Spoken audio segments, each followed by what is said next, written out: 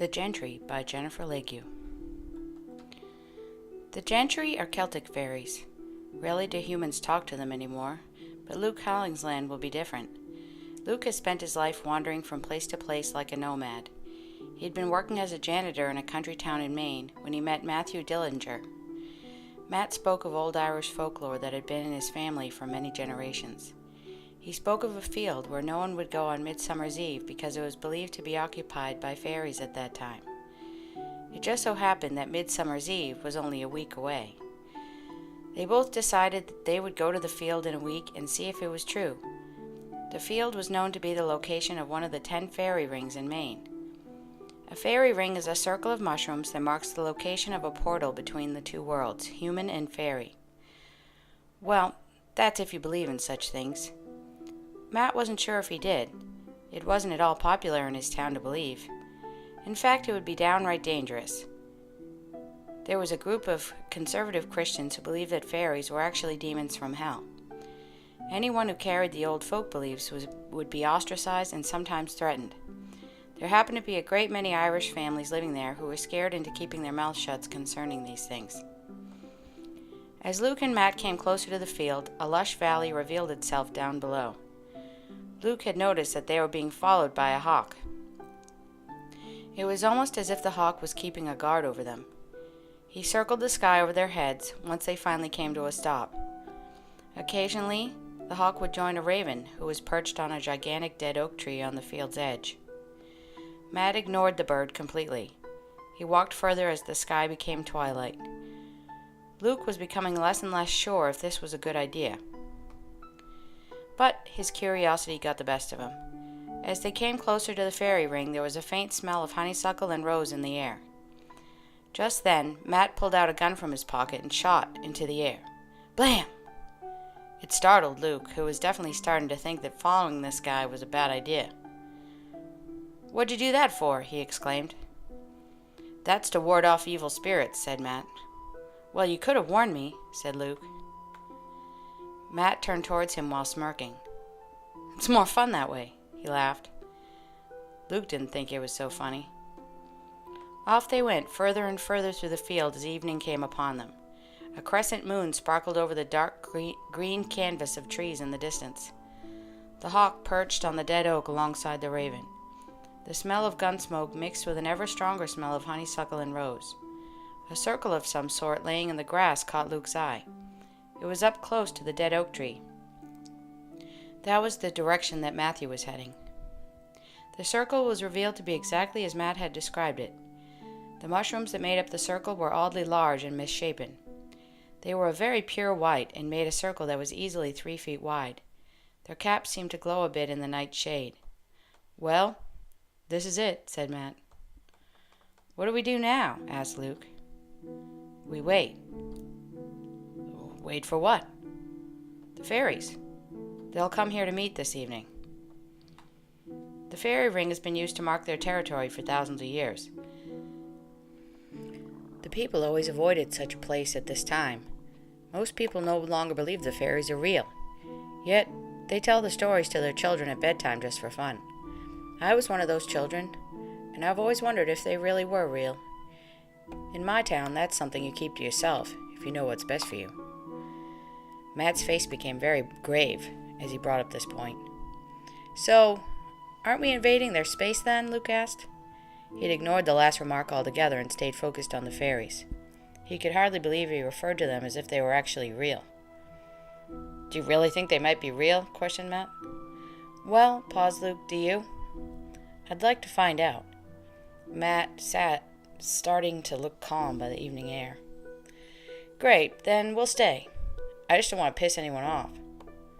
"Well, that's what the gun's for," said Matt. "Yeah, just don't point that thing at me, okay?" Luke said jokingly. So they sat and waited. There was lightning in the sky at a distance. It began to get a bit chilly, so they pulled blankets and jackets out of their backpacks. The moon rose higher over the dark blanket of trees by the valley. The glowing crescent lit up the dark blue sky. He started to wish that he could be at least waiting with a pretty girl. After a while he got up. "Look, man, I'm just gonna go," he said. "Wait!" Matt bellowed while looking shocked and dazed. he muttered. I see something there, by the bottom of the trees at the bottom of the valley. Do you see it? See what? Said Luke nervously. Shh! Over there! He pointed and whispered. Luke looked over. His knees buckled from underneath him. He could not believe his eyes. Was he seeing things? He'd heard of people going mad and hallucinating strange things. He hoped this hadn't happened to him.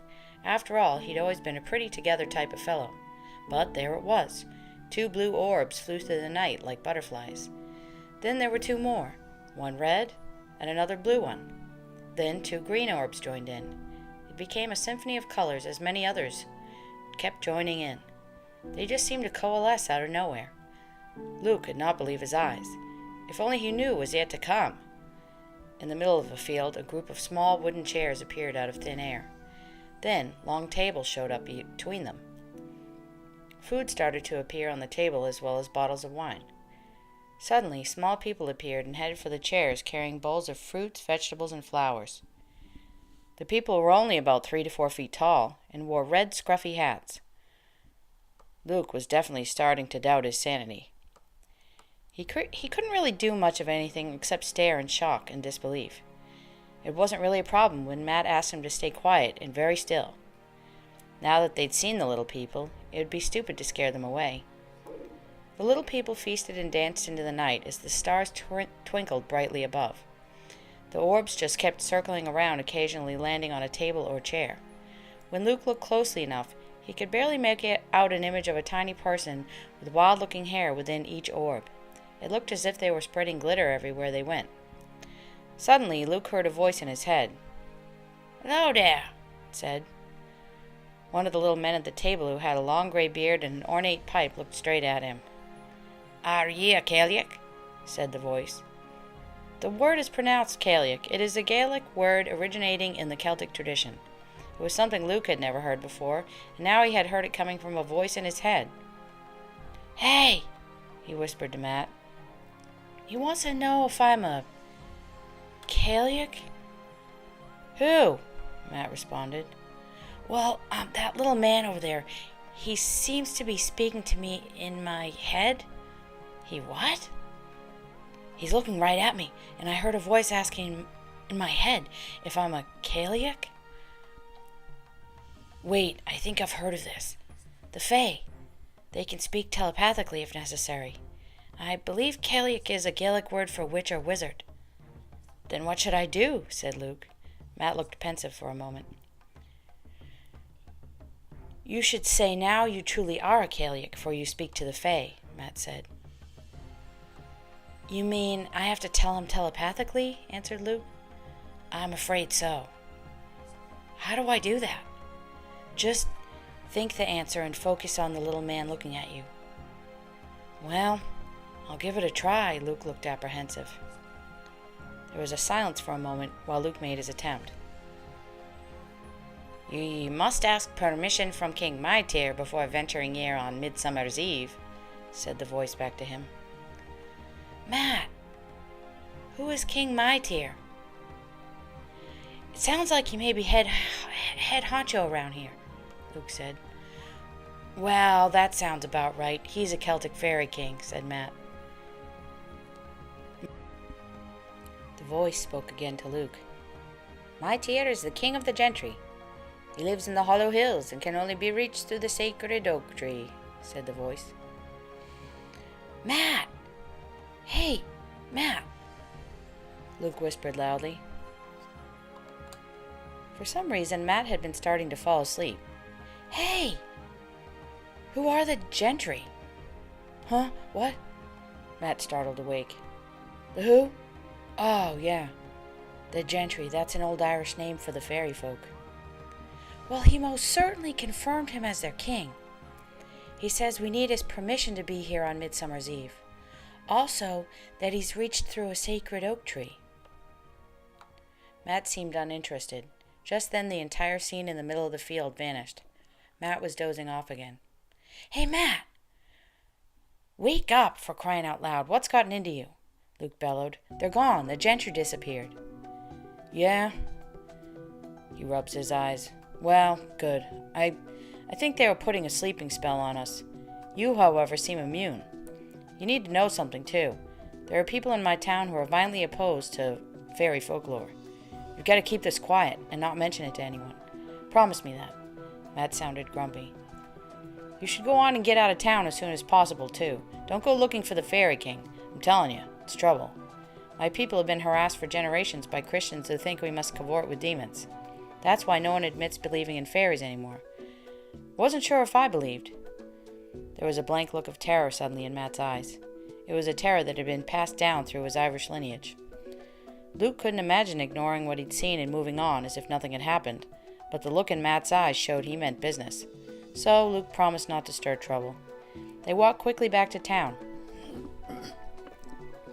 There was no hawk this time, however. Luke noticed the presence of the raven occasionally.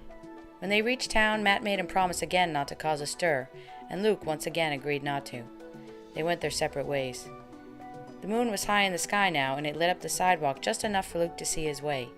He walked back to the small room that he had rented on the edge of town. It wasn't much, but just a place to lay his head at night. He pulled a protein bar from his backpack and ate it. When he got to his bed, he quickly fell asleep.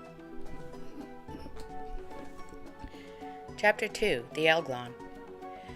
An Elglon by the name of Myers walked on a green grassy hill and over a bridge to throw stones in the brook. He was over 6 feet tall, had pointed ears and black hair that hung over his frame like seaweed on a rock. His skin was like the belly of a toad, with gray spots on pale, bumpy flesh and moles from which grew coarse hairs throughout his body. He wore a black and gray robe which hung from his bony limbs. He liked to smoke his pipe quite often, and he was very picky about his tobacco. Myers only liked the tobacco that could be found beyond Dublin's Hill at the border of the Elf Kingdom. Goblins would never be found hanging out there, usually, because it was too close to the Elf Kingdom. But Myers was unlike anyone in the Land of Fairy, or the Green Lands, as they call it. Myers' mother was an elf, and his father was a goblin. Therefore, he's called an Elglon. His presence acted as a bridge between the two kingdoms, and so he was needed often as an ambassador. He grew weary of this a lot in life, and days like this, when he just sat and threw stones in the brook, were his favorite of all. It was a good day to get out, you see. It was a perfect midsummer day. On cold days in the winter, he would often be in his cave, sitting in a rocking chair, smoking a pipe, and staring at the wall blankly. He always had a nice fire going on in a pit beneath a hole in the ceiling of the cave. The fire would cast shadows upon the wall, and Myers would use them to have magical visions. Myers, who wasn't an ordinary resident of the Land of the Goblins, also known as Terra Fanga, had abilities given to him at birth that were far superior to that of goblins. His elven blood brought far greater magical abilities. Elves sometimes have the ability to see into the past and prophesy the future. They have special magic with the aid of crystals and stones. They also have keen hunting skills and can move at great speed if necessary. But on this lovely summer day, Myers decided to go out to his favorite place, Stony Brook. He reminisced about his life. It was through dark magic that his mother had come to carry him in her womb. His mother's name was Brianna, and she had lost her husband Amaryl during the wars between the elves and goblins, known as the Elorian Wars. As if that hadn't been bad enough, she had also been deceived by a goblin who shapeshifted to appear like her late husband. It happened on Dublin's Hill, while she had been gathering powerful leaves, berries, and roots to save her sister Hannah. Her sister had become gravely ill after traveling from afar and needed a particular medicine to save her. The ingredients of this medicine could only be found at Dublin's Hill. The chemicals found in these plants were very potent and should only be gathered while wearing protective gloves. Brianna had been in such a hurry to save her sister that she forgot to bring them. Unfortunately, the drugs got into her system through her skin. By the time the goblin showed up, she was in a drug-induced stupor and overtired from riding for 2 days into the woods. She only saw her husband, rather than recognizing goblin glamour, which an elf could normally do. Due to her weakened state, the goblin had the advantage. He took her, as a husband would a wife, and she became pregnant with child. When the babe was discovered, the elves banished him to live in the goblin lands. He was raised by an elder named Gilvaith, and frequently visited by his mother. But those visits eventually became forbidden by the elf elders. When he got old enough, he left the goblins and set out to live on his own. Only one of the elf elders had noticed a prophesied mark, on Myers' back before they brought him to Terrafanga. He'd been too frightened to speak of it until recently. A turn of events had occurred that would change the Greenlands forever. It was a good time for Myers to escape to the brook, since presently the elves were on a rampage, searching everywhere in sight to find a treasure that had been stolen from them. They suspected the goblins.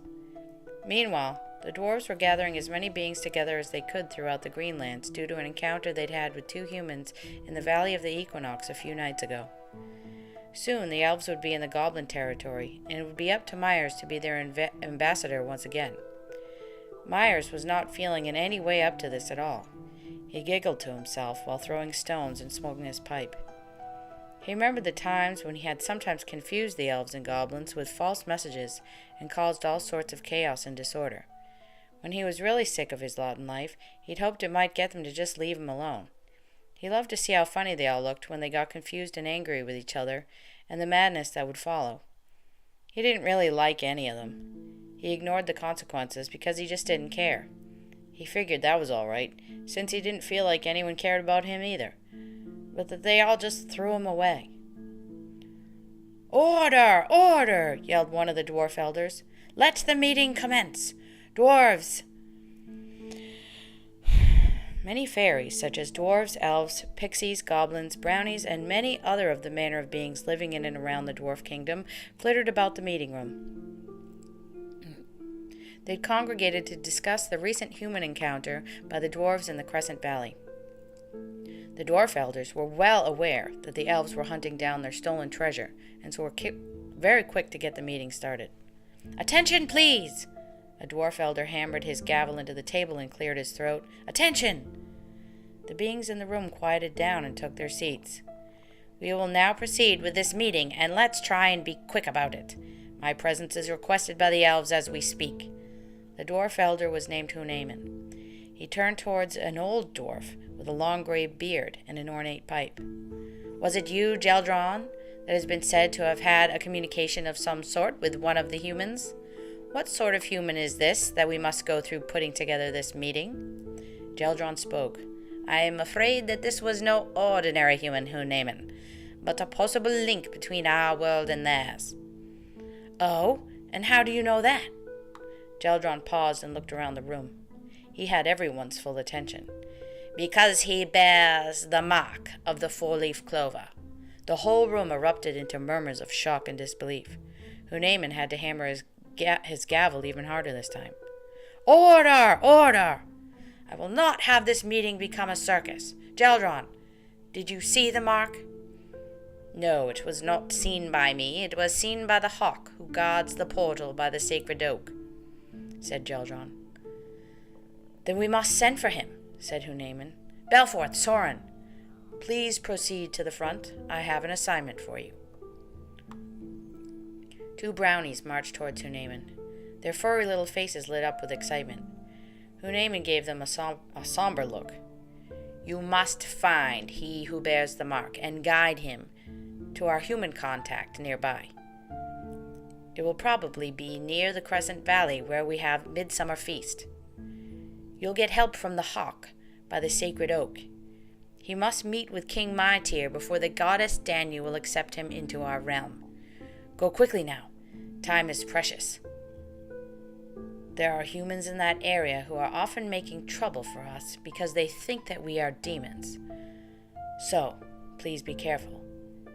If they know what's going on, they will give our human contact a hard time. Now go!" The brownies scrambled out the door.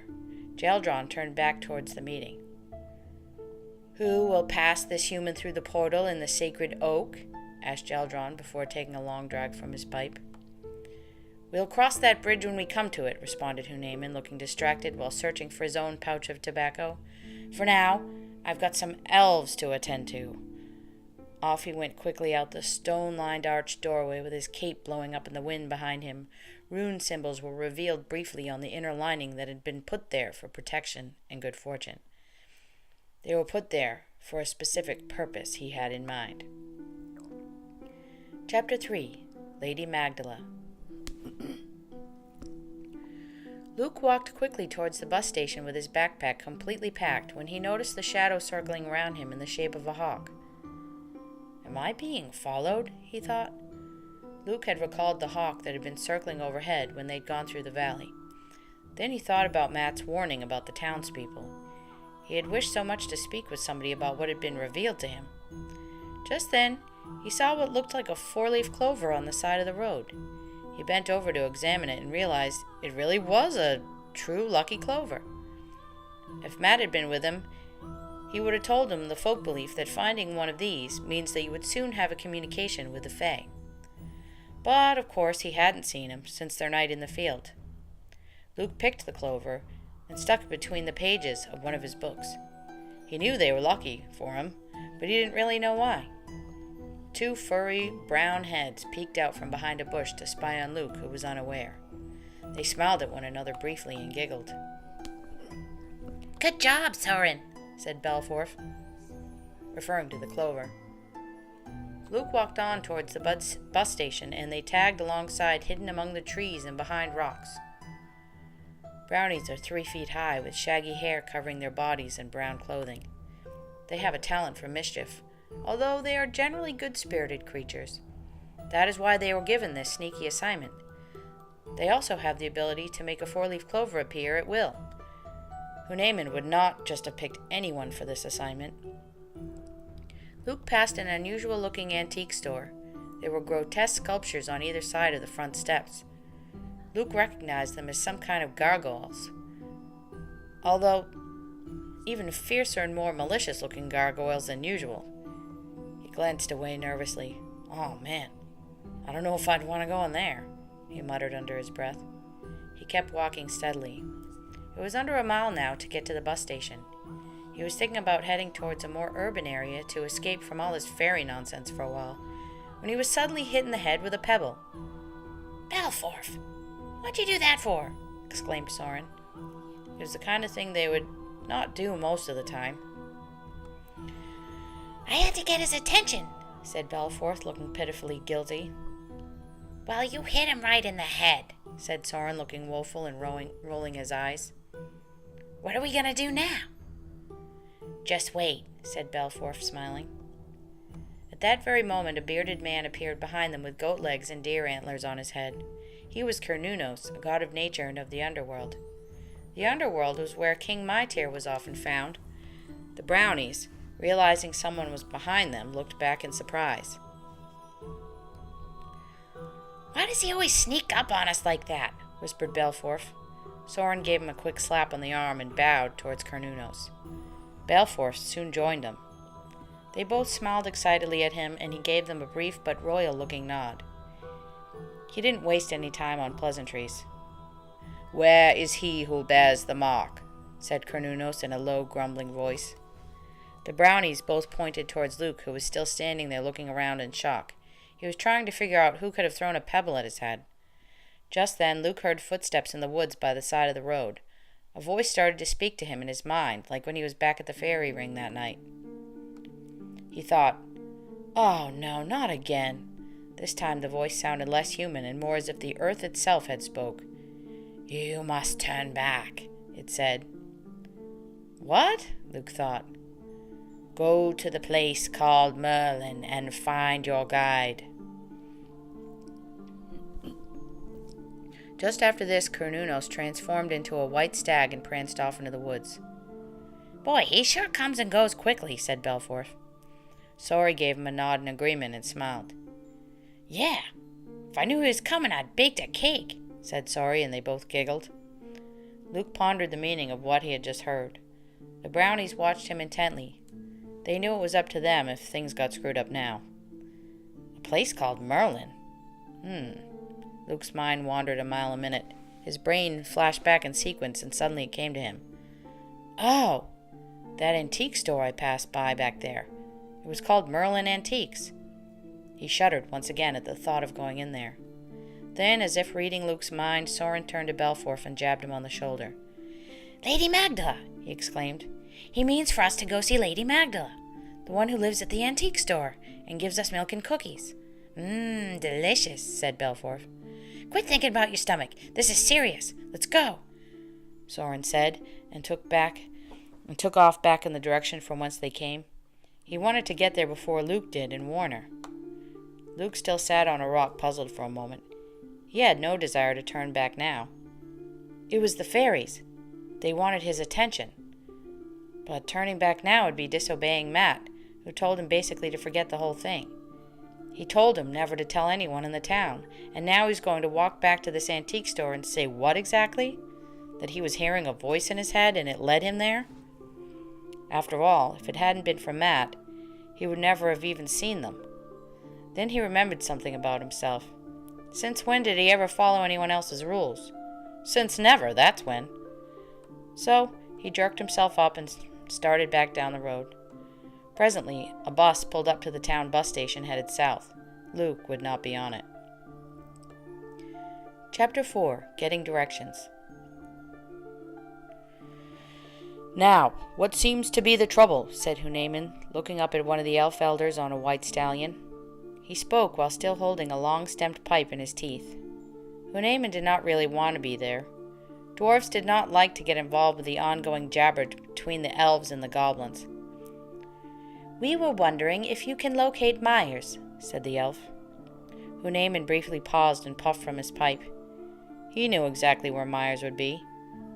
Hunaman knew Myers was at the Stony Brook today. He saw it in his crystal ball earlier.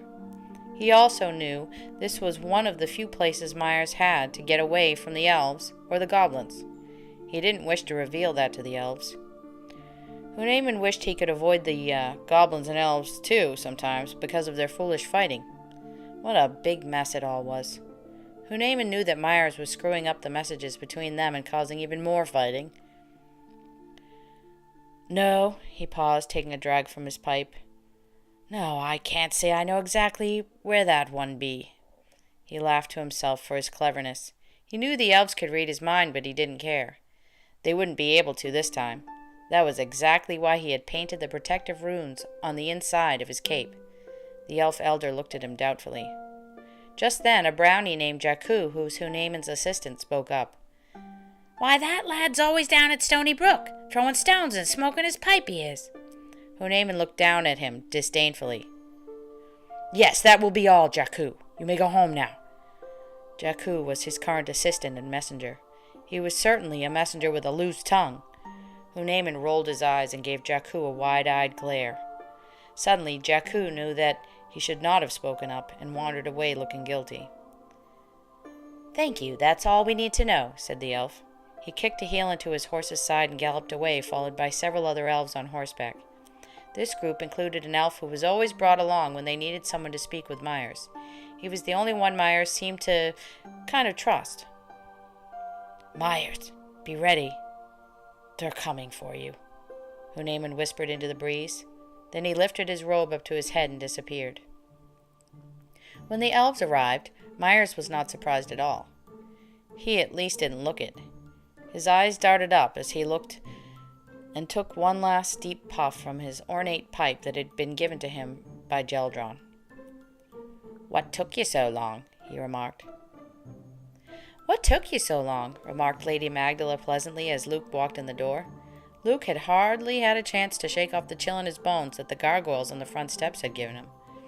As he had a chance to calm himself down and figure out where the hell he was, he noticed how homey and comfortable it was. A warm glow of color oozed out of stained glass Victorian-style lamps onto beautiful and ornately built antique furniture. A fire glowed in the fireplace over which were fixated two more gargoyles that were much smaller and less menacing than those out front. "Make yourself at home. There's some milk and cookies by the fire," said the lady. She had curly red hair billowing down to her waist with a white streak of hair flowing through the center. "I'd rather have a beer right about now," Luke laughed. He suddenly felt very comfortable and made his way over to the large green chair by the fireplace. "So be it," said Lady Magdala. She rushed off through the door behind the cashier counter.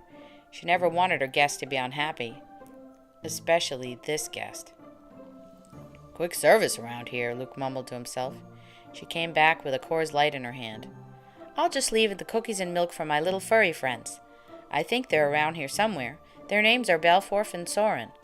It seems one of them owes you an apology." She turned her head as if they could hear her.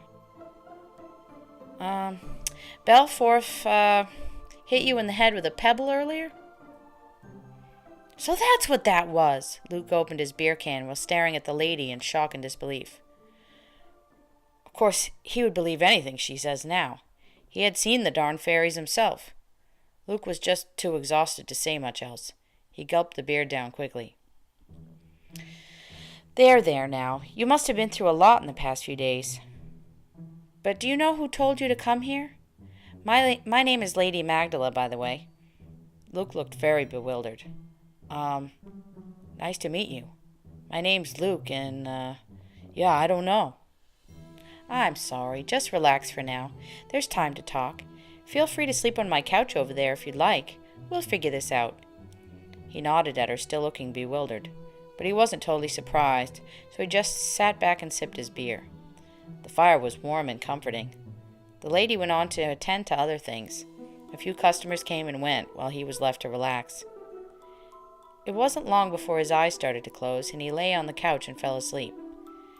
When Lady Magdala came back, she saw that he was asleep and left him there, but not before taking a peek behind his right ear. Behind it there was a birthmark shaped like a four-leaf clover. Ah, so you are the one, she whispered and smiled. I'll brew some special tea for you in the morning. Off she went with her slippers brushing softly on the wooden floor. When she woke up in the morning, she grabbed a large jar whose label went as follows. Fairy tea, good for aiding in contact with the wee ones. 3 tablespoons black tea, black for power. 1/2 teaspoon chamomile, apple of the night. 1 teaspoon dandelion root, root of the sun. 1/2 teaspoon elderflower, lady's blessing.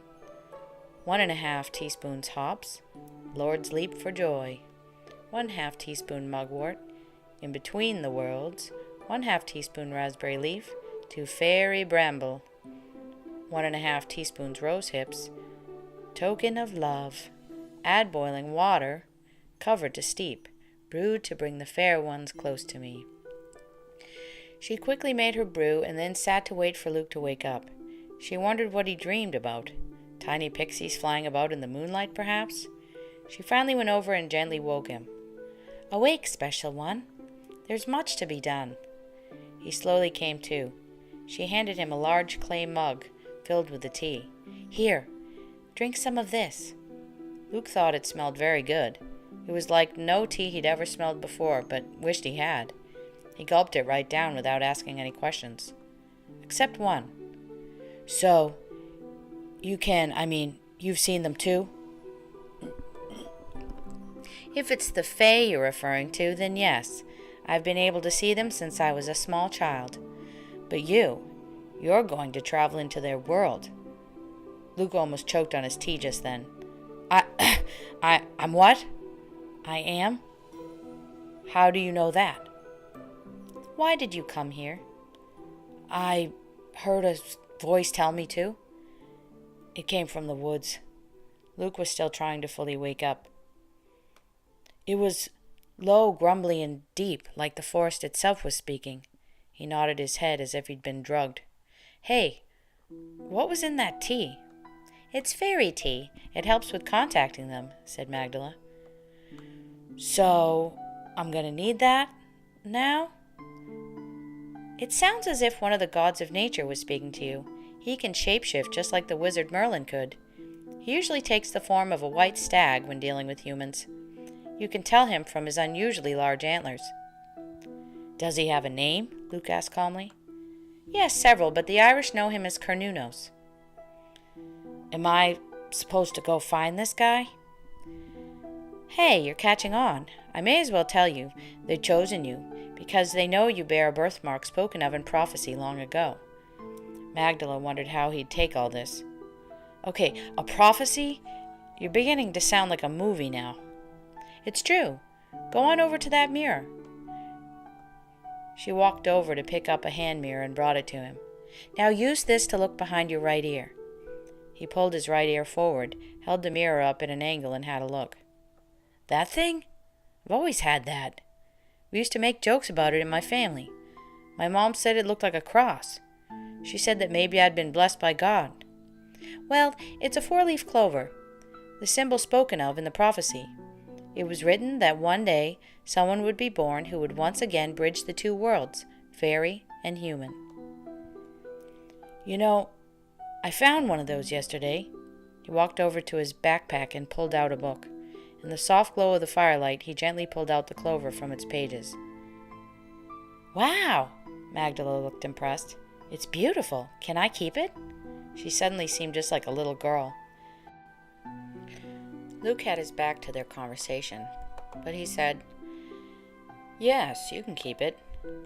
But what should I do now? She looked serious again. Luke, I have to tell you something. This whole thing could put you in grave danger. The other people in this town mustn't know what is going on. They don't like us messing with the wee ones. I've heard this already from my friend Matt, Luke rolled his eyes. That's why I have the gargoyles out front, for protection. Oh, those things? They scared me. Luke tried to make light of it. She was now becoming way too serious for his taste. I suppose those things work rather well, he chuckled. He couldn't quite take in the seriousness of the situation yet. It had all happened way too fast. If you find the white stag, he will guide you to where you're supposed to go. The tea will help you. It opens you up to the fairy world. Lady, tea or not, I've been hearing voices in my head and I'm not sure if I like it. Oh, and you have immunity from all fairy magic, too. I mean that if the bad fairies try to do anything to you, it won't work. That comes with having the mark. Wait, bad fairies? There are bad fairies. You only have humans to worry about. Now you should get going. Blessed be. She drew a star in the air above his head. She walked him over to the door. You can leave your stuff here. So, this is it? Shouldn't I bring anything? All will be taken care of. Well, yeah. Blessed be, lady. Then he walked out the door. She smiled. While she walked to her counter, she noticed his backpack in the corner. She supposed he'd be back again at some point to get it. I hope he doesn't bring me more trouble with the locals, she thought. She looked to the fireplace and the milk and cookies had disappeared. You're welcome, my little friends. Meanwhile, out in the Greenlands, Myers already now had some trouble. Elf trouble. Chapter 5. Sacred Oak.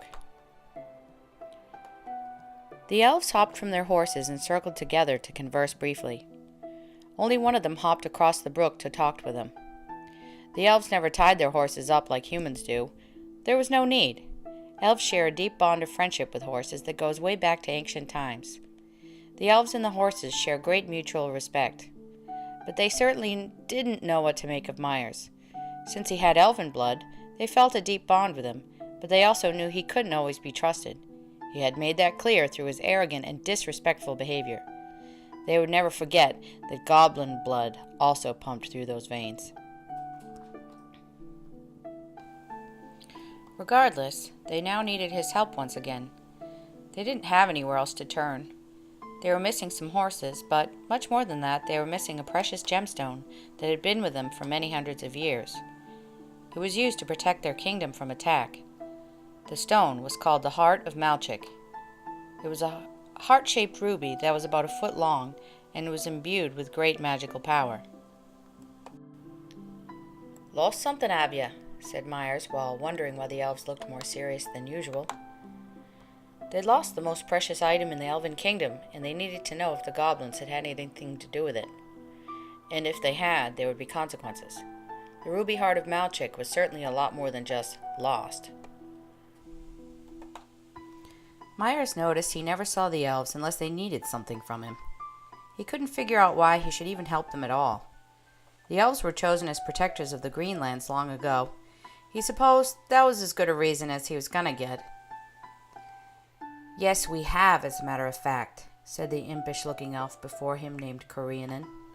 We would like for you to warn the goblins that the elves will be paying them a visit. No weapons, no fighting. We just want to have a friendly chat. If they don't attack us, there won't be a problem. Very well, I will do that for you, Cory. But you need to do me a favor, too. Yeah? Corey looked worried. Yeah, said Myers with a snide grin. What would that be? You must arrange for me to see my mother. The other elves had heard him and looked at each other with wary eyes. Corey glanced at them, and then back at Myers. Myers, I don't have the authority to arrange it. You know that. You tell the elders that, then. You tell them that I want it arranged, or I will never go on one of your little errands again. Myers stood up and stepped out of the shadows. The hood fell from his head, revealing the full glory of his Elglon appearance. He had been born with one elf eye and one goblin eye. He looked gaunt, tattered, and worn from a life filled with misery and sorrow. Whenever he was upset, his long pointy ears pointed backwards as they did now. Corey knew better than to antagonize him. I will inform the elders of your request, said Coriolan. That's the best that I can do. Myers' ears pointed forward again, and he gave them a twisted smile. Well, I suppose we both got something to occupy our time with, don't we? Myers briefly glared at the other elves before walking away. Having succeeded with their task, they hopped onto their horses and took off into the forest. Coriolan was not happy about what he would have to ask the elders. Myers followed goblin symbols in the trees and rocks to find the goblin city called Aldrak. He knew they would not be pleased at all to see him because his presence usually meant some news from the elves. The only one, it seemed, who would be glad to see him was his mother, Brianna. Perhaps his Aunt Hannah, too. So he was determined to make that happen. Lousy, good-for-nothing elves, he grumbled. They better stay away from me, unless I get what I want. He hadn't seen his mother in almost 50 years.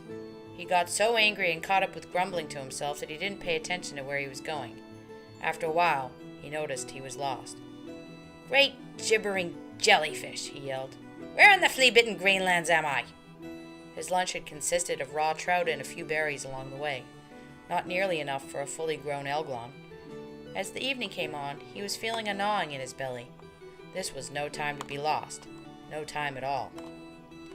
Meanwhile, Luke was following a white stag who had appeared to him on the road towards the field he'd gone to with Matt. He had been walking off and on for hours. The stag sometimes disappeared for a bit. It was giving Luke the feeling that something was being prepared for him. I don't know how much longer I can keep this up, said Luke to himself. He was starting to get hungry and wished he'd brought some of his protein bars. Just then he saw the stag dash up the hill towards the fairy ring and the valley where the dwarfs had appeared a few nights before. Oh, great, Luke said sarcastically. I hope he doesn't think I can go that fast. He ran up the hill towards the stag, even though his muscles were tired and sore. He'd felt an odd new energy in his bones all day that somehow had kept him going. He'd felt it even though he was tired and hungry. As he came over the hill, he saw the stag run towards the dead oak tree, where the hawk and raven had been perched the night before. The stag ran up onto the oak, and then into the oak, and disappeared. Now I know he doesn't expect me to do that, Luke said, laughing and breathing hard. As the elves headed towards home, they spoke about Myers. Do you ever wonder why the elders didn't kill the Elglon when he was born? They don't seem pleased at all with his existence. Then they have the nerve to treat him like their messenger. I just don't get it. Why don't we just leave the poor fellow alone, said Coriolan. Well, there's one thing I heard about that. It's pretty unusual, and I wasn't sure if I believed it. What? What did you hear? Well, it could be that Myers is the one foretold in the prophecy about the War of the Triple Council. They say that when he was born, that one of the elders noticed he bore a birthmark that looked like a clover. That is going to be the sigil of the Triple Council when it forms, if it forms. What's the Triple Council? Corey, you know you never studied in school. You spent too much time chasing squirrels. Well, now you don't know anything. The War of the Triple Council was spoken of in ancient prophecy. Nobody really believes it will come true, but it spoke of a great war between the forces of good and evil. The only way that the evil side can be vanquished is through the creation of a triple council of elders. Now, get this part. It's got to be 3 elders, 1 elf, 1 goblin, and one human who bring their magical powers together to stop the threat. Never! That's when that would happen. So, what's with the mark? Said Corey. Well, according to the prophecy, the one who bears the mark of the triple clover will play a key role in winning the war against evil. But you're talking about Myers here. He barely lifts a finger for anyone. Never mind win a war. I don't think he knows any skills of combat, said Corey. Well, maybe he won't need them. There are a lot of ways to vanquish evil. Also, he's the link between the elves and the goblins. He's got to do some good that way, at least. How else would an elf elder and a goblin elder ever even speak to each other? Look, here I am talking like it's all going to happen or something. This is all really a lot of nonsense. It sure is some nonsense. It's a lot of nonsense. Well, I forgot to tell you the rest. The evil side will start off as a werewolf, a wizard, and a darkling. From there, it will become progressively worse unless they are stopped. Others will join in. The wizard will summon a dragon to do his bidding. Then we'll all be in danger. Grave danger. A darkling is nothing to take lightly either. You see, a darkling was once an elf, but was changed into a vampire. They become like flying shadows wearing dark robes with hoods to cover their ghostly face. Wherever they go becomes shadow. No light can exist in the same space. They know how to suck the life out of their victims. Now, the werewolf may come about because of the elf elders themselves. Long ago, they punished a human who hunted wolves using cruel methods. Trust me, this guy was pretty horrible. He would sit and watch a wolf caught in a trap gnaw his own leg off and then shoot him. They changed him into a werewolf and brought him to the Greenlands to wander around in the Forgotten Forest. I'm sure he would want revenge. He can't do anything on his own, but if he were to join with a wizard and a darkling, there would definitely be trouble. So remember this. Darklings feed off of fear and anger. They create darkness, confusion, and fear wherever they go. They can turn good beings to evil by taking advantage of their weaknesses. They can cause good friends and close family members to turn on each other. If the prophecy is true, it could be why that ruby heart of Malchik, our protection, was stolen from us. We, the elves, are the protectors of the Green Lands. Magpie looked very serious. Then, why are we going after the goblins? Corey was looking worried now. Could all this be true? Well, we have to make sure it wasn't one of them before anything else happens, of course. Magpie blurted out. If it is not them, we may have serious trouble. Corey said, well, one thing's for sure. I'm going to be a hell of a lot nicer to Myers from now on. He doesn't know about any of this, I imagine, right? I'm afraid not, Magpie said and started smoking his pipe. They rode their horses without speaking for a little while. Suddenly, a hawk landed on Corey's shoulder. He turned his head as if listening to him speak. Then the hawk flew away. Corey turned to Magpie. The dwarves held a meeting earlier. Hunaman must not have wanted to tell us, but they were having a meeting about a human who, and you will not believe this, bears a birthmark, the birthmark of prophecy. I don't believe it! Magpie stopped his horse. They were well beyond earshot of the other elves as they had lagged behind. That's it! That's the rest of the prophecy that I couldn't remember. There will be a human who will reunite the Greenlands with the human world once again. He will have the mark of the four-leaf clover. How did they find him? Magpie yelled. Well, he was in the Valley of the Crescent Moon on Midsummer Night during their feast. He must have been brought there by someone who's familiar with the Fae. But this particular human was not from this area, said Corey, looking proud that he could communicate with hawks. So it is time? The prophecy rings true. Then he looked like he was very shocked and very sad. Corey, we may be at the beginning of the greatest war ever to occur in the Greenlands. Now we'll still have to go visit the goblins, but not to accuse them. We've got to warn them. Quickly, let's catch up and tell the others. Luke walked up to the old oak tree where Cornunnos had disappeared. There was a groove in the tree trunk that outlined what looked like a door. This is absurd. Now what am I supposed to do? Luke bellowed to himself. Then he heard the gravelly voice in his head again. Knock on the door 3 times, and then enter, it said. Enter, he thought. Enter what exactly? He was afraid. He knocked 3 times on the old oak tree and nothing happened. Oh man, I don't know about this, he thought. He started to suddenly feel like this was it. This was the end. He'd finally gotten mad. And this was his proof. He was hallucinating, chasing animals, hearing voices, and now he thought he could walk into a tree? Super. Now I've lost it. What am I doing here? Are they going to have to lock me in one of those padded little rooms and throw away the key? He thought. Then he reminded himself that Matt and Magdala had seen them too. He turned around and leaned his back into the tree, giving a sigh. Suddenly, the tree felt like sand and started to give way. His body melted into the tree until he was partially inside of it. "Well, I'll be a rat's poop hole," he whispered as he pulled himself away. He paused to rethink the situation. Then he looked around to make sure no one was there to see him. "Okay, I can do this," he said. He walked towards the tree hands first and melted right in. As he saw his hands disappear, he almost lost his nerve, but something brave within him caused him to keep on walking until his whole body went in. When he came to the other side, he was in a different world. He was in a cavernous tunnel and kept on walking. The tunnel was lit by glowing blue crystals embedded into the walls. Myers sat down on a rock and let out a heavy sigh. He didn't see the goblin symbol on the tree behind him. He leaned back on the tree to relax and suddenly felt something give, not unlike sand. It caused him to fall backwards. What the?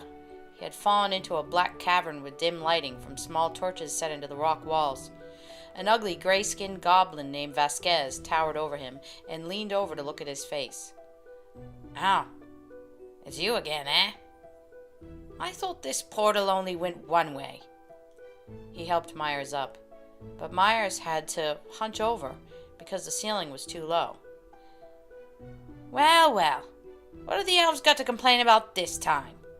Myers bumped his head immediately upon walking. He rubbed his head and looked like he was quite out of sorts, but managed to answer the goblin's questions. "Some horses are missing." "That's it? Well, I'll be."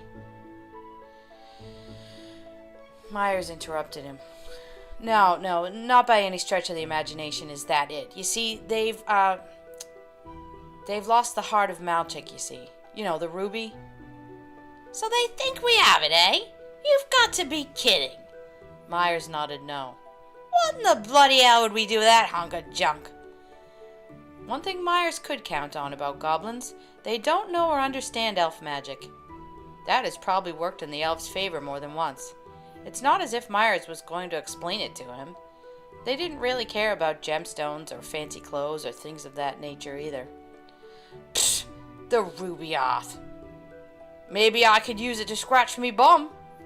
Have the elves gone mad? I don't like the lot of them, save for that Corey fellow. Come on then, follow me. Let's get to the elders before dinner time." Myers followed Vasquez down a creepy-looking tunnel. "Now, horses," said Vasquez, sounding calmer now. "That's another story.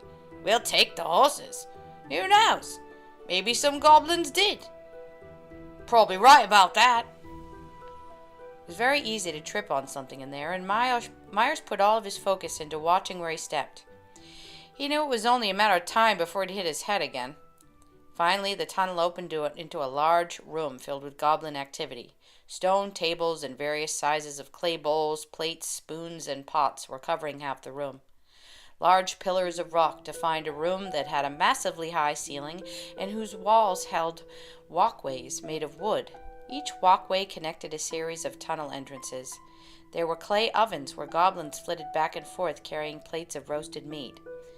Goblins with skin colors ranging from brown to black to gray milled about in scruffy clothing carrying meals of elk, rodent, and potatoes.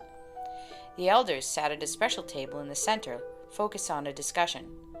One of them noticed Vasquez and Myers walking in and stopped talking. Pretty soon they all turned around and stared at Myers standing at the entrance. They didn't look pleased. Chapter 6. King Mytir. King Mytir sensed a new presence in his realm. It was a presence he hadn't felt in hundreds of years.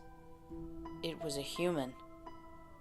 Not just any human, but the one spoken of in prophecy.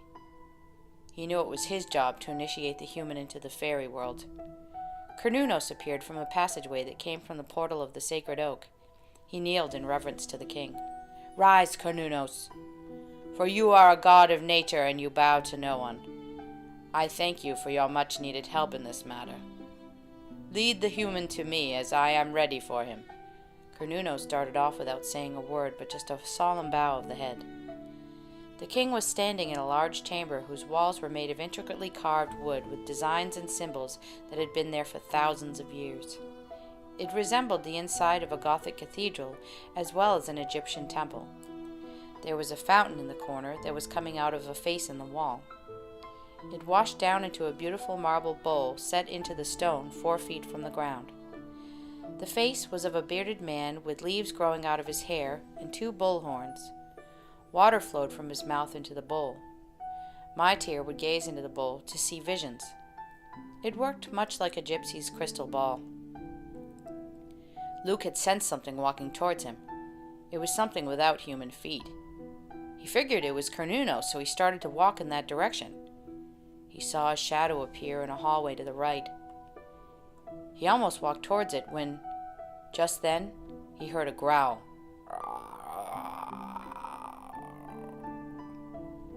He never knew a stag to growl before, so he started stepping carefully backwards. "Oh, man. What have I gotten myself into?" Luke whispered. The hairs on his body stood on end. He broke into a cold sweat. Then he heard another growl. This one was louder than the last. With great swiftness, a dark figure stepped out in front of him. It seemed human, yet it was covered with hair, had wolf eyes and sharp teeth. Its ears were long and pointy as well. "Oh, no. It can't be. Werewolves don't exist too, do they?" Luke muttered while backing up. Good doggy. Want to play fetch?" He picked up a nearby branch. The werewolf only looked at Luke like he was a meal. He looked delighted with Luke's fear. Luke couldn't take it anymore, and he started to dash in the other direction. He heard another growl, which was interrupted and became a howl of pain. He turned around and saw the white stag had stuck his horn into the werewolf's side. All he could see was the outline of this dark figure as it stood breathlessly sunken and stooped over. The stag pulled out its horn, and the werewolf let out a yelp. It ran away down a back corridor. The stag shapeshifted into its half-human form and walked towards Luke. Luke gazed in shock at Cernunnos as he came towards him. "Follow me," he said in his usual earthy voice. He started down the hall opposite that which had brought the werewolf. Luke only stood there dumbfounded for a moment. Magdala had told him he only need fear humans. She hadn't said anything about a human who was a werewolf. He almost didn't go, but then he remembered he had the mark behind his ear. Who else would go besides him? "Oh, my mom's gonna kill me for this. Hey, dude with the horns, wait up!" When he reached the king's chamber, he could not believe his eyes. The sheer beauty of it was enough to make Luke fall to pieces. "Oh, no way!" Once again he was whispering comments to himself. Maybe it was almost dying that brought it out of him, but he was nearly crying now. There was something so familiar about the room, as if he'd been waiting to find it his whole life. It was like he'd done all this before. For once in his life he felt at home. He was quickly snapped to attention by the conversation between Cernunnos and Mytyr. "What is troubling you, O magical one?" asked the king. He had noticed the rushed expression on his old friend's face and the shock in Luke's eyes. "We were attacked, sire," was said abruptly. The king looked pensive for a moment while staring into the dark abyss of his fountain pool. "I see. I was able to scare him away. It was a werewolf, yes. I see," he said while staring down into the divining pool. "He looks injured. Neither of you were hurt, I presume?" "No, sire." The nature god looked overwhelmed. There was a pause as the king walked around his chambers to genuflect. He got a good look at what could soon enough be destroyed if the cards aren't played right. "So, They decided to start the Great War early. The young human still has much to learn. I suppose we're lucky just to still have him alive. Obviously, they must know who he is. But how? They must have a spy. They were trying to stop him from fulfilling the prophecy. Be on the lookout, Mytir said to Cernunnos. Then he turned towards Luke. Young man, I am King Mytir. There's not much time to explain. Lucas, is it? Luke nodded. You must come with me now if you wish to stay safe. Cernunnos, go and warn who you can about the danger that is near. Yes, sire. Cernunnos bowed his head and then scampered off like lightning. Luke looked sad to see him go. He looked back over at Mytir, who was walking towards him, and placed a hand on his shoulder. So, you are the human who bears the mark. Let me see. Luke turned his head to the right and pulled back his ear. Aha! I see. Then Mytir looked him square in the eyes. Mytir's eyes overwhelmed Luke at first. It was like looking into no eyes he had ever known. They were old and intelligent, yet animal-like. They bore deep wisdom, but were also very sad and youthful. Luke became overwhelmed and scared. He still had no idea what was going on. Slowly, Mytir's eyes drew him into a world of old magic, of miracles beyond comprehending and great mystical beings he had yet to meet. He knew he had to drive on, regardless of what it would cost him, because now it was too late to go back. He suddenly had a feeling that if he didn't, the world he saw in Mytir's eyes could be no more. He would have normally started by telling someone his name, but apparently the king already knew it. A shadow wandered down a long, dark hallway until it stopped at an old mirror that had been placed in one of its chambers. He said 3 enchanted words and walked through. He came out of an ornate mirror.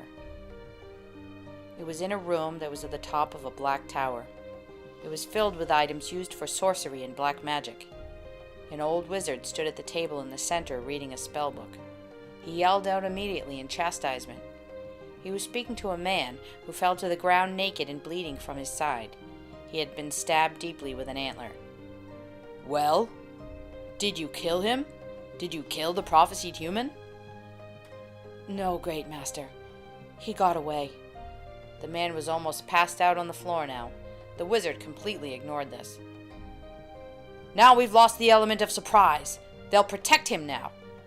Oh boy, they will protect him good, you fool. You're completely useless. You moan about revenge on the elves for years on end, but now where is your sweet revenge, huh?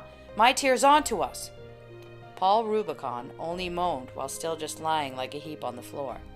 He was only a shell of a man, really. Ever since the elves had changed him partially into one of those hideous beasts he had only hunted before, things would never be the same. He was a werewolf. Suddenly, a shadow-like figure in a dark robe flew through a window in the high ceiling and down to the wizard. What news have you brought, Darkling? He said. The wizard's name was Fenric. The shadow whispered to him and pulled something out from beneath its robe. The object was shiny and red and reflected back Fenric's evil, soulless eyes. He looked up at the Darkling, smiling in delight. The heart of Malchik, he bellowed. Then he released a mad laughter that rose up into the night and killed several birds nearby.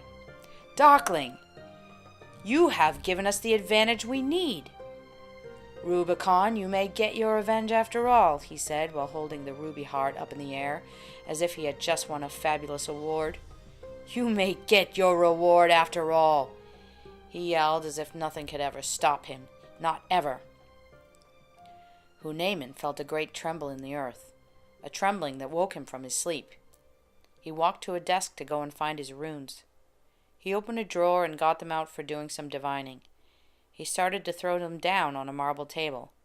Then he saw what landed. He looked up in shock and fear. His lower lip started to form words, but nothing came from his mouth. Finally, he only got out 4 words. So, it has begun. He looked around his peaceful abode, savoring it as if it was only going to last for a little while. It had become clear that the peace was about to end and everyone's life changed forever. 2 shadows quickly glided. They glided and glided through an ancient hallway. "Where are you taking me?" Luke asked. It was the only thing that had been said for hours. He was starting to get very hungry and tired. "Somewhere you'll be safe," was the reply. "Well, I'm hungry," Luke said for a few moments while stopping to catch his breath. "Oh, yes. Sorry about that," Mytir said as he snapped his fingers in the air. Momentarily, 2 tiny pixies flew through a hole in the wall, holding a large piece of bread with nuts and fruit in it. Luke looked startled as they handed him the bread. He started to eat it right away. "Now I could get used to this," he said while winking at the pixies. They reminded him of Tinker Bell, smiling and nodding as they flew. Chapter 7, Guardians of Light. Myers and Vasquez walked over to the Goblin Elders' table. They all just stared at Myers, looking disturbed. One of them looked more disturbed than the rest and a bit tougher. This one liked to pick his teeth a lot. It was as if he liked to show off how sharp they were. Each one tapered off into a razor-sharp tip. Myers did not look fazed at all. He'd seen that type before and anticipated trouble. No goblin had ever been able to match his strength and size and magical abilities. Myers was always one step ahead of them. "To what do we owe the honor?" said the goblin sarcastically. The others had named him Trapper. He took pride in his name. He thought it meant that he was good at trapping animals. But they whispered behind his back that it was because he could never keep his trap shut. He'd either be picking his teeth or making rude comments, and he made it hard to run a meeting smoothly. The eldest looked pleased to have a diversion. "I've come to warn you," Myers said boldly. "Of what?" A smirking goblin turned around at the table, whose name was Meerkat. He sounded irritated and impatient. Myers suddenly looked like he was getting bored from having to do this whole business over and over again. "About the elves. They'll come seeking stolen property. If the goblins haven't stolen anything, then you don't have to worry." "Stolen anything?" yelled Trapper. "Stolen what exactly?" This was the point where Myers was always tempted to make up some gigantic lie to mess with their heads. This time was different, however. What could provoke more hostility than the heart of Malchik? The ruby heart of Malchik. They search for it now. It has been missing for several days. Suddenly there was nothing but loud murmuring amongst them all. Myers held his breath to keep from laughing. He hadn't had entertainment like this in some time. Finally the eldest toned everyone down. "Quiet, I tell you! Cease and desist!" He cleared his throat and licked his teeth. Then he looked straight at Myers. "The heart of Malchik, you say? Very well." He looked around the table and then back at Myers. "Tell them we haven't got it." Once again the murmuring got even louder. Then there was irritated growling that would be difficult even for the elders to stop. Myers waited patiently for quite some time, and for them to quiet down. "I'm afraid I cannot do that," he finally said. "The elves are going to come here whether you like it or not." There was more bellowing and groaning. This time Myers knew it would not cease for a long time. He decided to not even mention the missing horses. He went to a table and helped himself to some meat, roasted roots, and bread. He watched them chatter and bellyache about the elves while he slowly ate his fill. Needless to say, he was still a little amused. But he'd had enough once he was full, so he took off down a hallway. The scent of fresh berries and flowers filled the air as Lady Magdala decorated her store for midsummer. She heard a car outside screech to a halt.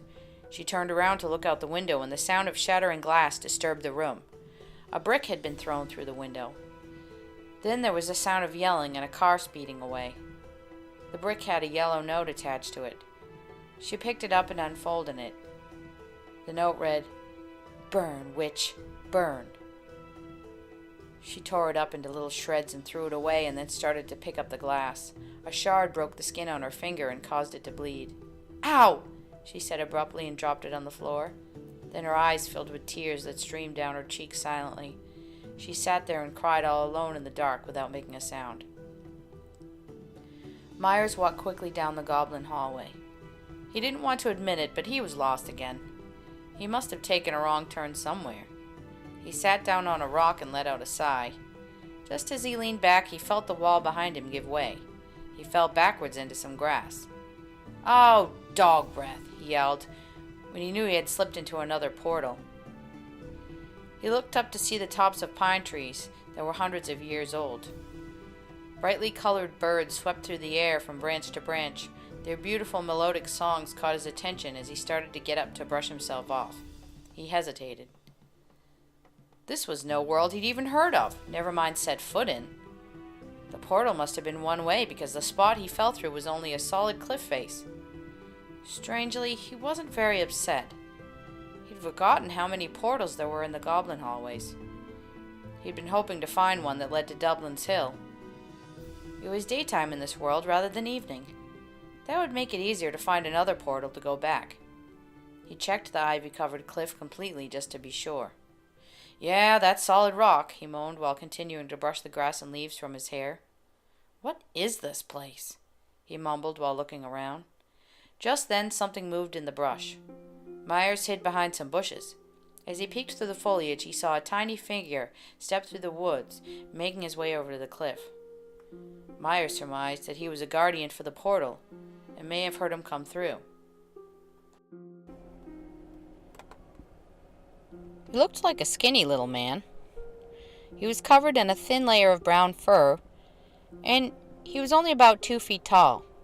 He had a horn coming out of the center of his head that looked like it was made of quartz crystal. He had some kind of adornment around the bottom of the crystal. 2 large cat-like ears drooped a bit on either side of his head. His name was Maxwell, and he was the chief of his tribe. He had a large necklace made of long, sharp teeth. But whose teeth were they? Max wore a sleeveless robe and a belt with a large buckle. The buckle had a strange symbol on it that was very similar to a Mayan glyph. The symbol had a green jewel in the center. This symbol represented his tribe. He had a matching green jewel in the piercing he had in his right ear. A brown cape fell just past his waist. He mumbled to himself in an odd language that sounded a lot like a bunch of grunts, clicking noises, and high tones. Just then, something else made a noise in the forest nearby. Maxwell turned around with a startled look. Before he could run for cover, a large fur ball jumped out of a tree and straight into the little man. Max fell to the ground lifeless. What the hell was that? Panicked Myers. The fur ball was about as big as his head. It didn't look dangerous. That is, until it opened its mouth, revealing hundreds of sharp teeth. Where are its eyes? Muttered Myers, rolling his eyes. He only wanted to get back home instead of getting involved in this world. But instead he jumped out of the bushes and kicked the fur ball away.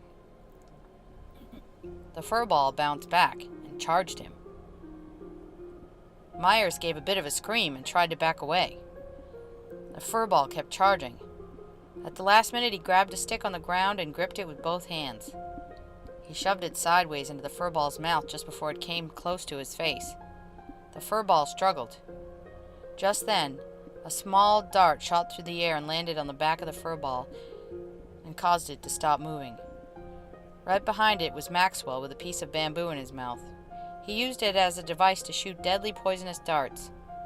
Myers wanted to run away, but he didn't have anywhere to go. This little man could be his only chance of finding another portal. Maxwell stared at Myers wide-eyed for a moment, and they both smiled in mutual understanding. Suddenly, a rainfall of furballs started coming down from the top of the cliff. Myers immediately stood straight while gripping his stick tightly. Maxwell tensed up and jumped up on a rock. They came raining down in a torrent. Myers just started batting them away like it was spring training for a baseball team.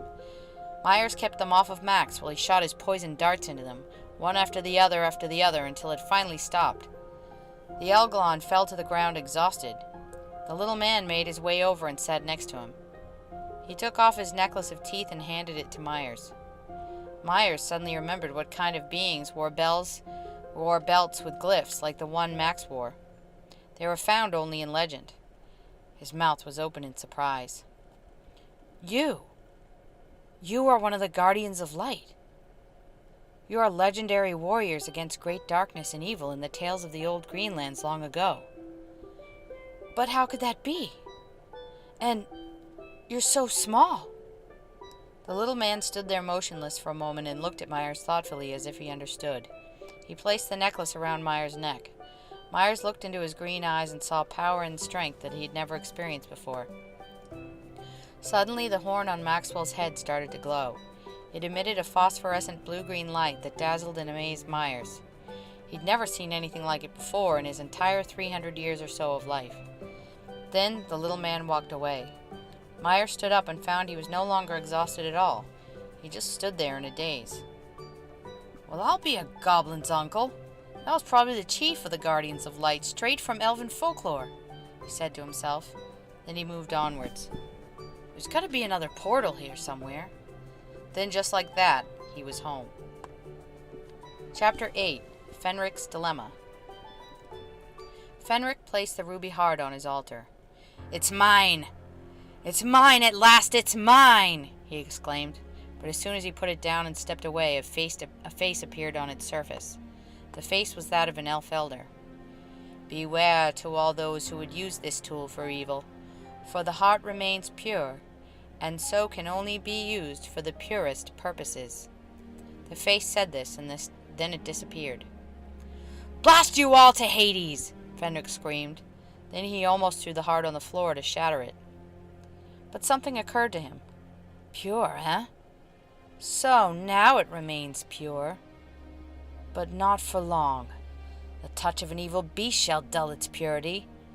A touch by the horn of a nightmare." A nightmare is the evil equivalent of the unicorn.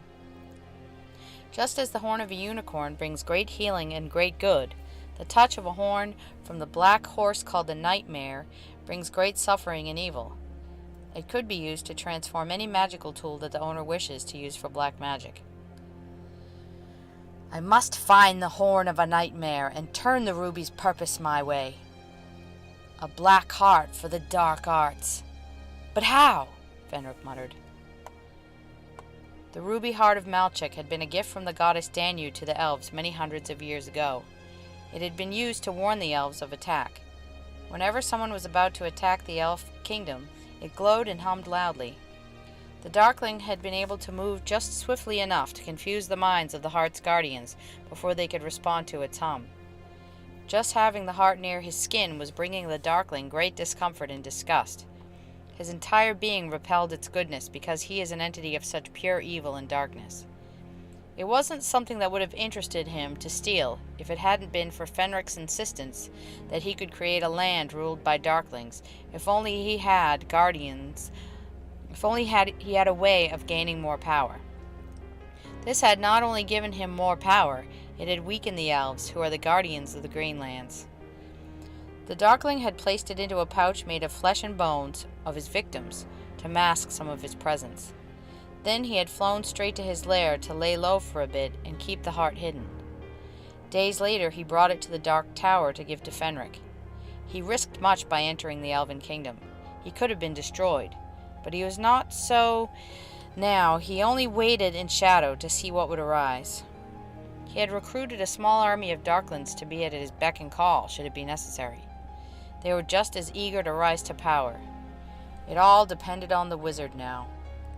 Fenric knew he had already weakened the elves by stealing their prize ruby heart. However, he was greedy, and also knew the heart was capable of great magic. He wanted to be able to wield that power in its entirety. This way, if he attacked and took over the Greenlands, it would last a good while. "Rubicon, come here," he yelled. "I'm going to need you to do an errand for me." A low growl could be heard from the corner of the room. An unshaven and rather disheveled-looking face popped out from behind a door. "Rubicon, hurry up!" What's going on?" Paul Rubicon slinked into the main chamber looking like he could pass out at any moment. "I haven't slept in days. I can't sleep comfortably with this wound on my side. I can't even eat. What do you want me to do now?" "Need I remind you, Paul, that this whole thing was your idea? You summoned me from the darker realms. You did the spell to release me from being changed to stone all those years ago. Those who were elders of the Greenlands changed me and then placed me in the deepest, darkest pit of the underworld for my evil ways. Now you want revenge, and so do I. I will be requiring the necessary tools in order to take over the Greenlands once and for all," Fenric said.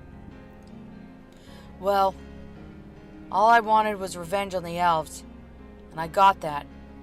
You have the ruby heart, said Rubicon. Oh no, Rubicon. I don't think you understand what you've started here. You see, I want revenge on the entirety of the Greenlands for what has been done to me. And you're going to help. Yeah, I don't think so. Just then Paul fell to the floor while grasping the wound at his side. He crawled back into his room, growling and coughing up blood. Oh, you're useless, muttered Fenric. Just then he made a motion to summon the Darkling, who had been hovering ominously in the corner watching silently. He flew over to the wizard's side. Darkling, we're going to need the horn of a nightmare to complete our plans for a new power. Fenric couldn't help but feel like he was being watched while he said this. But by whom? The Darkling took off into the sky. This was an errand that suited him just fine. Meanwhile, an elf elder had summoned a village mystic to help him. She had found a way to watch the wizard through the ruby heart. She knew that time was a factor because if the heart was turned to darkness, there would be no way to see anything with it. The wizard would disappear, and they would all be in great danger. She had already considered herself very lucky that the wizard had not detected her spying on him. That worked in her favor for the time being. What have you found out? The elf elder named Tibbeth asked. They had set up an entire chamber for her to do some divining. She had done a very old spell over a dark mirror after Tibbeth told her that the ruby heart could be spied through. This kind of information was usually kept top secret, for the ruby had many secret uses that the elf elders knew about, and only them. He plans to use the heart for evil, she said with a look of shock on her face. Tamaril, a mystic from a small village in the Elven Kingdom, had never been a part of anything this important before. Now she was standing in a large chamber in a gigantic white tower overlooking the entire Greenlands. Their regular mystic was away on a journey, could not help anyone at this time. They had heard of her and called her into the elder's castle immediately. She looked very afraid. Now the entire Greenlands could be in her hands. Tibbeth knew he'd have to calm her down. Tamaril, come here. He motioned for her to come to him by gently waving his hand. She walked over slowly with her white robe trailing behind her. It was a white robe they had given her to wear to signify that she was now acting in the place of the elder's mystic. It was not the kind of clothing she was used to. She thought of herself as just a farm girl living humbly in the country, wearing rags most of the time and taking care of animals. But her divining abilities had been greatly above average, and word got out to the surrounding lands. Tibbeth was very handsome. He had white hair that flowed down to his waist and striking blue eyes. He had become an elder when his father died, so he was very young for the position. He was only 523 years old. Tibbeth looked deep into her eyes. She had dark eyes. This made her a misfit in the Elf Kingdom until she found her talents as a mystic. As she looked at him, her eyes filled with horror. She gently brushed the black hair away from her face. Now listen carefully, he said to her. Don't be frightened. We are at the beginning of a war which will bring about a great council of elders called the Triple Council. Tamaril, your destiny is of greater importance than you've ever imagined. I know you're afraid now, but don't be. Tamaril, look into my eyes. You met me yesterday, yet you've always known me. I feel as if I've known you forever, and we have much to accomplish together. Tamaril, I love you. She looked at him, stunned that he would say that, and they both went to sit down on crystalline chairs by the arched, ornate windows of the Elven Tower. They looked out onto the Greenlands. It brought home the idea that this is a land that must be protected. Now, he hesitated for a moment. Tell me who? Who dares use our treasured ruby heart for evil? Chapter 9, Visit from a Goddess. Myers walked through the familiar forest by his home. Well, that was quick, he muttered. Who are those guardians of light that I could be sent home so fast like that? How did he even know where I live? Aw, never mind that. I'm gonna go have some tea. Luke wrestled with some thorny branches as he tried to keep up with the king. Hey! Hey, king guy! Can you help me out of here for a second? His jacket was completely caught up in some thorny branches. The king had to take him down a path that hadn't been used for eons. It was very deep in the forest, where they could hide temporarily. Unfortunately, it had filled in with thorny vines for that reason. No one had been there to clear the path. My Tyr had left the path that way to keep others out. He would be the only one to remember it if it was needed to find a safe haven. The king was moving rather quickly, but he stopped the way someone does when they suddenly remember something important. He turned around and went back to assist Luke. The king had a look of fear in his eyes that no one had ever seen before. He was starting to look old and frail. His age was 3,654 years. He was the oldest king in existence in the Greenlands. Some of the goddesses of the realm were over 30,000 years old, but they were not considered mortal in any way. They only took bodily form when they were needed for a purpose. Now was one of those times. My Tyr! A woman's voice came from deep in the forest. The king was busy fussing with Luke's jacket. My Tyr! The voice rang again. It was filled with great power, and this time it echoed through the forest so that the king couldn't help but hear it. He looked up slowly. His body froze. He recognized the voice as the goddess Danu. Already? He thought. They weren't even in the safe zone yet, but here she was, and he wasn't going to ignore her. He only heard from her every few hundred years or so. My Tyr, there is much to be done. Come here. She hovered at a distance 3 feet from the ground and was surrounded by white light. It emanated from here and sparkled around her body as if it were alive. She was very beautiful, with long, dark brown waves of hair and an emerald green dress that was bordered with leaves and flowers. Yes, milady, it is so good to see you, the king said as tears welled in his eyes. Suddenly he looked much younger and less afraid. A calm came over him as he looked up at her in radiance. Meanwhile, Luke couldn't believe his eyes once again. He was stunned and stopped fiddling with his jacket, but just stood and stared at her. He stayed right where he was, and my Tyr walked over to her. Luke could hear them speak to one another, but couldn't hear what they were saying. He decided to fiddle again with his jacket to get it loose. It came loose easily this time. He stood and waited calmly. Just as quickly as she appeared, she was gone. My Tyr walked back towards him. He had a look in his eyes as if a great responsibility lay on his shoulders. He looked at Luke. Follow me, he said, and continued down the brambly path. Luke hesitated and looked bewildered. Well, that's pretty much what I've been doing. He raised up his hands in lackluster boredom. The suspense was killing him to know what the goddess had said. All he got was, follow me. He mimicked the king as he walked. Follow me, Luke said in a deep, gravelly voice. Follow me. It made him giggle to himself. The king heard him but did nothing. Myers sat back in his rocking chair next to the fire pit. He somehow knew it was a good time to search for prophetic visions. He had just put the right mixture of leaves into his tea for that purpose. He lay back and rocked in his chair and let out a sigh. His muscles slowly relaxed. The fire created shadows on the wall.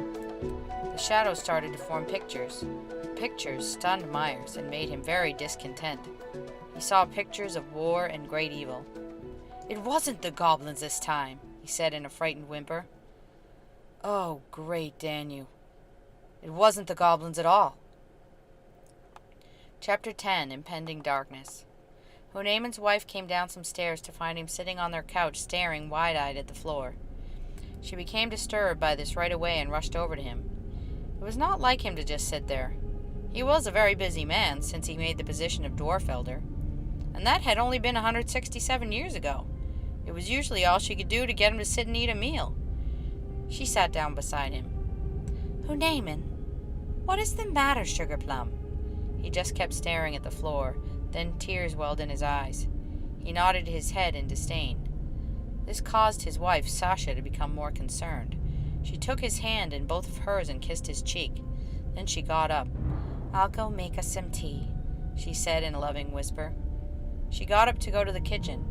Hunaemon continued to stare blankly and cry. Now he knew why the elves had lost the heart. He knew it would be a time of great evil and hopefully of great good in the end. But what is the price to be paid? Will he lose his lovely Sasha or his 2 children at such a young age? Will they lose their home? There was no way the dwarfs could stay out of this war. How many would die this time? How many would go mad and be lost in shadow? There hadn't been any great wars for hundreds of years. Not like this. The Elorian wars would pale in comparison. The only comparison would be the burning times, when the humans created a wall between the worlds by burning all their human contacts alive. It had been caused by those humans who hated the Fae. Sasha sauntered back in the room. She had a tray with 2 teacups and a pitcher of hot water. So what is it, dearie? What's bothering you this morning? He looked up at her wide eyes with his hands uselessly dangling in his lap. The great war of the Triple Council is upon us, he said. She paused, frozen for a moment. Then she dropped everything in her hands. It smashed on the floor. Hunaman caught her as she fell lifeless. Her knees had buckled. Not yet. No, it can't be. Not now. Not now, Sasha whispered. I'm afraid it is so, Sasha, my love. And so it is. Hunaman sighed and held her tight. He cherished the moment he had to hold her close. He decided that he would greatly cherish every moment he got with his family from now on. The elves had started riding at dawn. The goblins would think they were there to accuse them, but that was far from their minds now. Ever since Tamriel had done her scrying, they knew the Greenlands were in grave danger. They weren't going to the Goblin Lands to accuse them, they were going to warn them. But what of Myers? Would they warn him first, or let him be? There were 2 among them who had volunteered to possibly separate from the group to go find him. They just weren't sure if it was a good idea to separate at this time. They decided to discuss it on the way from the Elf Kingdom. The 2 elves were Magpie and Corianin. Cori turned and saw the hawk from the Crescent Valley flying towards him. The hawk landed on Cori's shoulder. Cori looked over at Magpie with great pride and satisfaction. Magpie hated it when he did that. What have you got to say for yourself, old wise one? What have you seen on your journeys? Cori said. Magpie bobbed his head in closer, but he didn't have the ability to understand the hawk. Only Cori had that gift, and he didn't hesitate to rub it in Maggie's face. Maggie wasn't pleased, but he just kept his mouth shut about it. Now he was rolling his eyes as Cori listened intently. Well, what did he say? Just a second, Maggie, I'm still listening. Magpie still had his head close by, just in case by some miracle he would suddenly be able to hear him too. Cori turned to Magpie with a grave look on his face. What, Cori? Other elves stopped over to listen in. He says there is a human in our realm. He's with King Mytyr. The elves looked at him in shock and disbelief. A human? One of them said. How is that so? There hasn't been a human in the Greenlands for hundreds of years. Cori looked at them with serious eyes, as if preparing them to hear something difficult. It's the human who bears the mark of prophecy, he said. The others looked at him in horror. It was all too real. First the heart of Malchuk is stolen, and now this. Some hadn't fully accepted what could be happening. Coriolan's words had kicked in the reality of it for them. They steered their horses to go tell the others. Coriolan rode slowly over to Magpie. Did he say anything else? Magpie asked. Yes. There's a raven spying on us. It could be the raven is working for someone up to no good. Who knows?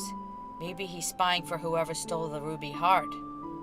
Yeah, let me at him. I'll shoot him with my bow and arrow, Maggie said while glancing around at the trees.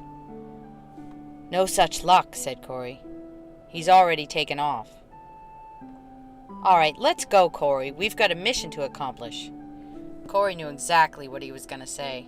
They'd have to go see Myers and tell him what was going on. They would have to tell him he had no chance of seeing his mother this time. No one had really given them permission to tell Myers about the mark he bore and of the prophecy, but time was running thin. It was going to be quite a visit. Chapter 11, Waiting for Answers. So, I'm the first human to visit this place in how long? Luke asked Mytyr. 563 years, said the king. Well, what am I supposed to do now? Luke said. They were sitting in an underground room. The walls were lined with stone benches, and the walls were covered in moss. Tree roots also came down through the walls from the ceiling. They had stopped there to rest. Mytyr sat quietly for a few moments. Luke sat patiently waiting for a response. If he was the only human here, he certainly didn't want to piss anyone off, especially a king. Mytyr took a deep breath and looked around with a sigh. "Are you hungry, young human?" he said. "Yes." Luke could hardly contain his impatience to have all his questions answered. Once, when he was young, an old woman spoke to him while he was playing at his favorite playground after school. She was often there sitting on a bench feeding the pigeons. He sat down next to her one day to eat an ice cream. He'd gotten it right from the ice cream truck that came by every now and then. The old lady had said she found a four-leaf clover in the grass nearby. She showed it to him and told him they were good luck. She gave him the clover, and he went home and put it between the pages of his favorite book. He kept it for many years. Sometimes he would pull it out and look at it while wondering when it would bring him that good luck. When he was in high school, he finally threw it away because he figured it was childish now for him to believe in that stuff. He hadn't thought about it for years until he found the clover by the side of the road that the brownies had made. His curiosity from childhood had all come back. That's why he was having difficulty being patient. Somehow he knew that he'd better keep his cool. It was very important now. He also felt like he was being watched. He could feel eyes on the walls staring at him. The ground felt alive underneath him. Maybe it didn't feel this way in the human world for a reason. Most places had way too much concrete anyways. Several small orbs of light flew into the room, carrying plates with meat and more of that same bread he'd had in the tunnel. Also, a clay mug filled with a sweet-smelling liquid ambrosia of some kind. The drink made him feel giddy. He then felt relaxed and let his cares go. Mytyr looked over at him. "We can begin," said Mytyr. Somewhere, a butterfly flitted out of the way of a speedy raven on his way back to his master. He flew through a dark window and down onto a branch on Fenric's altar. He cawed loudly. Fenric turned around and stopped what he was doing. He had been studying spells from his Book of Shadows. There were few, if any, spells involving the horn of a nightmare. He hesitantly walked over to the raven. He stood nearby. He glided over to the heart at the center of the room. "So, the elves ride. They must know something. They usually don't travel in such a large group. Yet, two have gone their own way. Why? Why would they separate from the pack? Raven, go follow those two. Find out where they're going. Go!" The raven flew quickly out the window and went on his way. A low growling could be heard in the room nearby. "Rubicon, awake again, I see," Fenric muttered. "Come here." Paul made his way over to the wizard. "Put your hand on the heart." He did. "Magistam Mendora Mamanai," the wizard said boldly. Suddenly, Rubicon stood upright. His wound had disappeared. "The heart won't be doing that for much longer, so do be careful from now on," smiled the wizard. Rubicon smiled deviously back. Chapter 12. Willow. Lady Magdala woke up that morning and knew it was time to throw sticks. She hadn't seen Luke in a while, so she knew that what had to be done was done. At least for now, anyway. She would throw sticks and read their omens. The sticks would form a letter from the Yowam, the Druidic alphabet. It was one of the oldest alphabets on Earth. Each letter has a symbolic meaning which could be read as an omen. Each letter was represented by a tree, and each tree carried different lessons in life. She threw the sticks, and they formed a letter called Sail. Sail was represented by the willow tree. The willow tree teaches that sometimes balance must come through painful experiences. That's why they call it the weeping willow. She knew it as the path of the peasant, or the path to becoming humbled. The omen was not surprising after her encounter with Luke and his prophesied mark. "Well, I need my senses for this. All my senses. This evening I must bask in the warm glow of the full moon. I must follow this path. no matter what it takes and what trouble I get into. She put away her sticks and started to cook breakfast. You can't get an omelet without breaking a few eggs, she whispered and smiled. Goblins are considered grotesque brownie-like creatures. However, you wouldn't want to judge them too quickly. They really aren't that bad once you get to know them. You wouldn't want to get on their bad side, though. Gilvaith, the goblin elder who raised Myers, was looking into an onyx orb and saw the elves coming towards Terrafanga. He had spent days on end trying to keep the peace among the goblins. They had been very agitated by the Elglon's visit. Many words were shouted in anger about the elves. The heart of Malchik? How could we believe such a story? Were they going to use this as an excuse to attack? Before Gilvaith could make out what was going on, Trapper had started to run his mouth. Gilvaith wished that Trapper had not made the position of Goblin Elder. He caused the goblins to want to rise up and fight. Gilvaith had never known the elves to be the ones to pick a fight for no reason, or lie about something as sacred as the ruby heart. No, something else had to be going on.